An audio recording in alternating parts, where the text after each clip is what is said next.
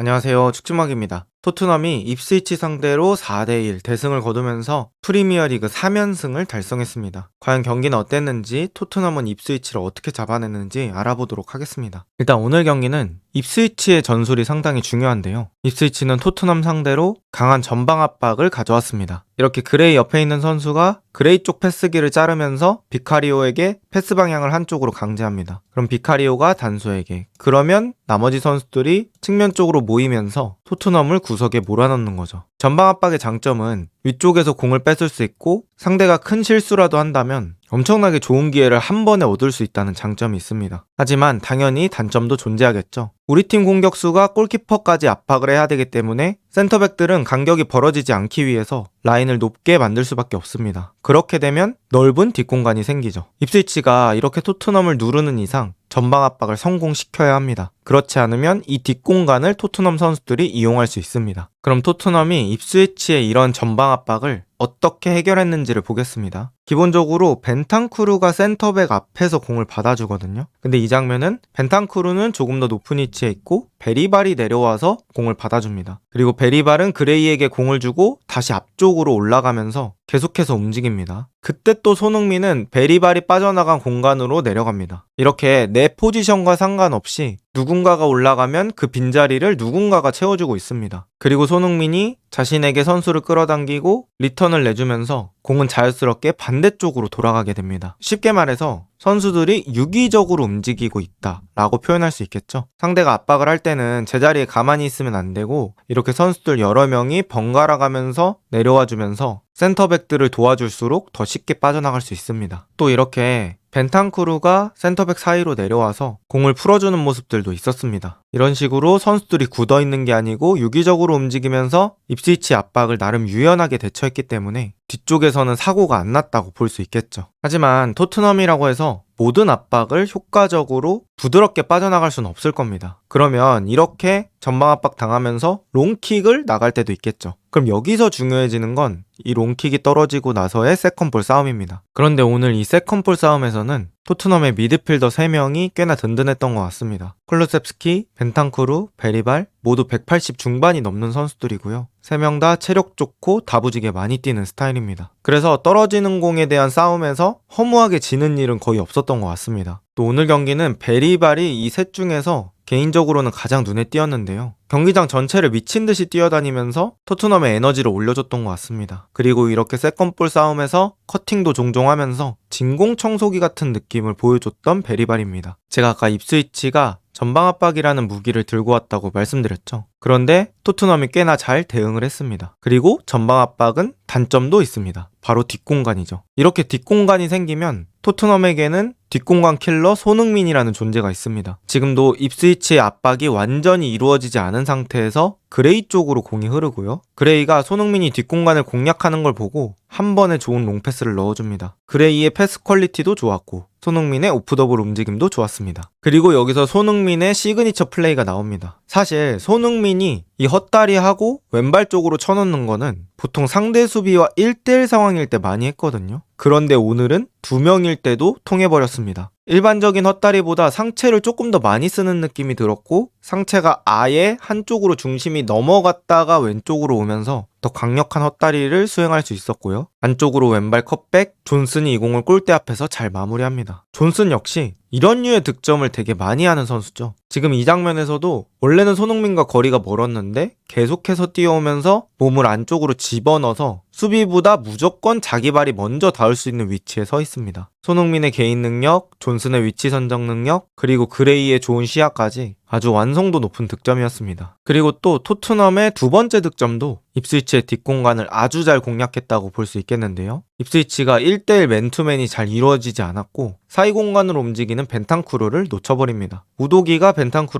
벤탄쿠르가 공을 잡은 순간에 손흥민이 바로 몸을 돌려서 또 뒷공간을 공략합니다. 이렇게 스타트를 손흥민이 먼저 끊는다? 상대 풀백 입장에서는 손흥민 손흥민의 속도를 따라잡기 쉽지 않습니다. 그리고 손흥민이 공을 끌고 안쪽으로 잘 들어옵니다. 저는 이게 손흥민이 양발을 다 잘 쓰기 때문이라고 생각하거든요. 아까 장면은 손흥민이 왼발도 되니까 오른쪽 가는 척 하면서 왼발 쪽 각도로 쳐놓고, 이번 장면은 원래 잘 쓰던 오른발을 사용해서 어깨로 공을 지키면서 안쪽으로 들어온 뒤에 프리한 존슨에게 패스. 그리고 존슨도 여기서 꽤나 먼 거리였는데 잡아놓고 슈팅하지 않고 바로 왼발로 마무리하면서 두 번째 득점을 성공합니다. 쉽게 말하면 토트넘은 입스위치의 약점을 잘 공략했고, 입스위치는 자신들의 주무기가 먹히지 않았던 전반전이었습니다. 전반에 입스위치가 한 골을 따라잡으면서 2대1로 종료되긴 했지만 토트넘이 리드를 지킨 상태에서 종료가 됐거든요. 토트넘에겐 후반을 잘 버티는 게 중요하겠죠. 그런데 토트넘이 안 좋았을 때는 후반전에 뒷심이 빠지면서 체력적으로도 힘든 상황을 맞이하고 힘없이 패배하는 경우들이 많았습니다. 하지만 오늘 경기는 달랐죠. 토트넘이 부상 선수들이 많이 복귀하면서 교체 명단은 아주 든든하게 꾸릴 수 있었고요. 포스테코글루는 이를 적극 활용했습니다. 60분대에 2명, 존슨과 우도기를 빼고 메디슨과 포로, 70분대에 2명, 손흥민과 테를 빼고 오도베르와 스칼렛, 80분대에 1명, 베리바를 빼고 비수마를 넣습니다. 시간대도 적절하게 잘 분배해서 썼고 교체로 들어오는 선수들의 퀄리티도 상당히 괜찮습니다. 그러다 보니까 전투력이 별로 감소하지 않았죠. 단적으로 브렌트포드전과 교체 명단을 비교해 보도록 하겠습니다. 베리발, 사르, 스칼렛, 오스틴, 레길론, 하디, 카사노바, 올루세시, 아자이. 입스위치전은 메디슨, 포로, 오도베르, 스칼렛, 비수마, 킨스키, 레길론, 사르, 마이키 무어입니다. 감독 입장에서는 등번호가 60번대 이상 선수들을 쓰기에는 조금 부담스럽고요. 확실히 오늘 경기 같은 경우에는 교체 선수의 퀄리티와 경험 부분에서 좋기 때문에 후반에도 힘이 떨어지지 않고 잘 버틸 수 있었던 것 같습니다. 그리고 교체 투입된 메디슨이 환상적인 어시스트를 하면서 스펜스가 득점하는 일도 있었고요. 쿨루셉스키의 추가골까지 터지면서 4대1로 토트넘은 승리를 거둘 수 있게 됐습니다. 이로써 토트넘은 리그 3연승이라는 또 엄청난 반전 흐름을 만들어냈는데요. 저는 이 3연승이라는 흐름에 브렌트포드 원정 가서 2대0으로 승리했던 게 아주 중요했던 것 같습니다. 어려운 상황에서 실리적인 선택을 하면서 귀중한 승리를 따냈고요. 그게 발판이 돼서 오늘 같은 경기력, 오늘 같은 공격력을 보여줄 수 있었던 것 같습니다. 좋은 흐름을 보여주고 있는 토트넘. 과연 토트넘은 리그와 유로파에서 이 흐름을 이어갈 수 있을까요? 오늘 영상은 여기까지입니다. 좋은 하루 보내세요.